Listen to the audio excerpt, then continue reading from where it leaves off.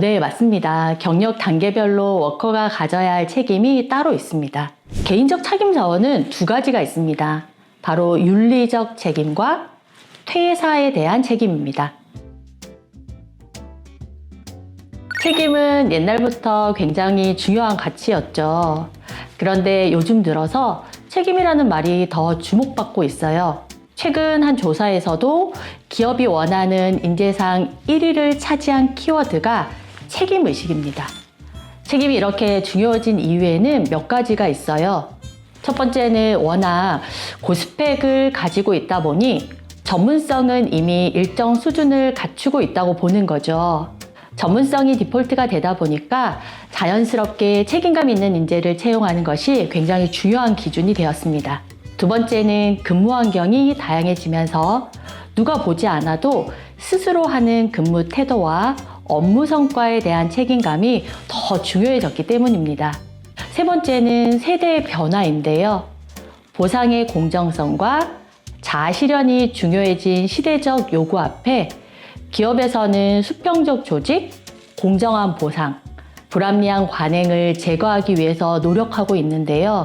그러다 보니까 그에 상응하는 조직과 업무에 대한 책임의식뿐만 아니라 자기 주관과 책임감 있는 자세로 일을 수행하는 역량을 기대하게 되는 것 같습니다. 네 번째는 기업들이 경쟁력을 유지하기 위해서 끊임없이 혁신을 고민해야 한다는 것입니다. 빠른 변화 앞에 스스로 생각하고 판단하면서 책임감 있게 행동하는 워커가 필요해질 수밖에 없는 것 같습니다. 네, 맞습니다. 경력 단계별로 워커가 가져야 할 책임이 따로 있습니다. 이것을 책임 자원이라고 했는데요. 워커로서의 기간 동안 우리는 굉장히 다양한 경력의 변화를 경험하게 됩니다. 신입사원일 때는 당연히 직장에 적응하기 위해 노력해야겠죠. 자신이 선택한 조직의 조직 문화를 받아들이려는 노력뿐만 아니라 다양한 경험을 통해서 자신의 강점을 파악하고 전문성을 쌓기 위해 노력해야 되죠. 그 다음은 중간 관리자로서의 시기입니다. 요즘은 이 시기가 굉장히 넓고 길어졌죠. 이 시기를 얼마나 잘 보내느냐가 훌륭한 리더로 성장하는 밑거름이 됩니다. 상사와 후배 사이를 잘 연결하고 전문성을 길러야 되고 영향력을 강화하는 시기죠. 그렇게 하기 위해서는 적극적으로 피드백을 요청하고 수용하면서 경력 로드맵을 구체화해야 됩니다. 마지막 단계는 리더로서의 기간인데요. 책임감의 무게가 가장 무거운 시기가 리더로서의 기간인 것 같아요. 리더로서 책임감을 발휘할 때는 사실 특히 주의해야 되는 사항이 몇 가지 있습니다. 내가 그동안 성공했던 방식이 최선이 아닐 수 있다라고 하는 것을 인식하는 게 중요한데요.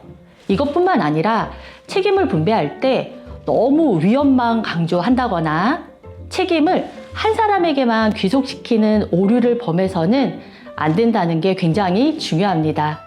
경력 단계별로 쌓아 나가야 할 책임과는 별도로 개인적으로 가져야 할 책임 의식이 있는데요. 그것을 책임 자원이라고 합니다. 개인적 책임 자원은 두 가지가 있습니다. 바로 윤리적 책임과 퇴사에 대한 책임입니다. 요즘은 회사 구성원 개인의 지극히 개인적인 잘못도 회사의 이미지와 매출에 직접적인 피해를 주는 경우가 많은데요. 이것을 직원 리스크라고 합니다. 바로 개인을 회사와 동일시하기 때문에 나타나는 현상입니다. 개인에게는 사소할 수 있지만 여럿이서 하면 결국 피해가 커질 수밖에 없다는 사실을 명심해야 됩니다. 동료와의 관계뿐만 아니라 업무 처리 방식, 회사의 비품, 이런 것들을 사용하기에 이르기까지 모든 면에서 정직하고 공정하게 행동해야 한다는 것. 바로 이걸 윤리적 책임이라고 합니다. 두 번째는 퇴사에 대한 책임인데요. 경력 관리가 굉장히 중요하죠. 새로운 경력을 위해 이직을 하는 경우가 많은데요. 퇴사는 사실 또 다른 시작을 위한 과정이기 때문에 내가 머물렀던 자리가 어떤 이야기들로 채워지기를 원하는지 생각해 봐야 합니다. 내가 떠난 후에 남은 자료들은 나의 얼굴일 뿐만 아니라 평판이라고 하는 걸로 남게 되죠.